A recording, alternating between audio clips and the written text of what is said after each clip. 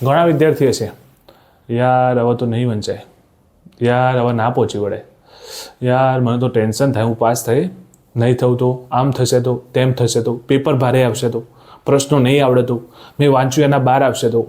સાહેબ વિચારો કરવા હોય ને તો 5000 વિચારો કરાવ્યા, પણ શું કરવા? આપણું કામ શું છે? કર્મ કરે જા. ભગવાને ગીતામાં શું કીધું? તું કર્મ કર, ફળની આશા ના રાખે. મિત્રો એક નેગેટિવ વિચાર ના આવવો જોઈએ. કેમ ના થાય? એટલે 24 કલાકમાં તો સૂર્ય પૂરબથી પશ્ચિમ જતો રહે, તમારા જોડે તો 28 દિવસ બાકી છે. શું ના થાય યાર? આ માઇક આંગળા વેળા બિલકુલ મૂકી દેવાના છે. ના કેમ થાય? થશે, હું કરીને દઈશ અને મારે કરવાનું છે અને હું આ જ પરીક્ષામાં સાબિત કરીશ. હા, અને કરીને રહેવાનું સાહેબ. તમે અત્યાર સુધી સારી તૈયારી કરી, છેક એન્ડ સુધી લઈ ગયા છો.